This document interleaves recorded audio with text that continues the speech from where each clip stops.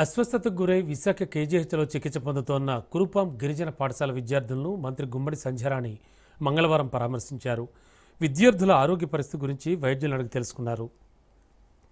ప్రస్తుతం కేజీహెచ్లో 6 విద్యార్థులు చికిత్స పొందుతున్నారని, వీరిలో 3 విద్యార్థులను తాజాగా డిశ్చార్జ్ చేసినట్లు మంత్రి తెలిపారు. ఓవైపు విద్యార్థుల అనారోగ్యంతో బాధపడుతుంటే మరోవైపు వైసీపీ విషయాన్ని రాజకీయం చేస్తోందని ఆమె మండిపడ్డారు. మాజీ సీఎం జగన్ హుందాగా మాట్లాడాలని హితవు పలికారు. గిరిజన శాఖ మంత్రి గాడిదలను కాస్తోంది అనడం సిగ్గుచేటన్నారు. వైసీపీ పాలనలో విద్యార్థులు చనిపోతే కూడా కనీసం పట్టించుకోలేదన్నారు. ఇక విద్యార్థుల అనారోగ్యం గురికావడంపై కమిటీ వేశామని కూడా ఈ సందర్భంగా మంత్రి తెలిపారు.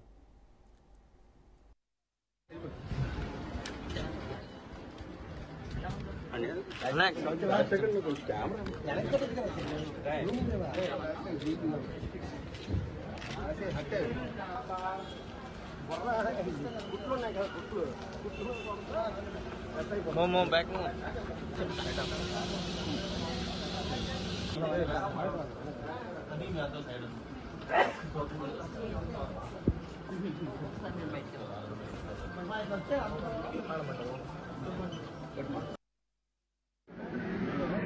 మీకు అందరికీ తెలుసు, ఈ మధ్యకాలంలో కురుపాంలో కొంతమంది పిల్లలు అనారోగ్యానికి గురైన తర్వాత పార్వతీపురం హాస్పిటల్లో జాయిన్ చేయడం జరిగింది.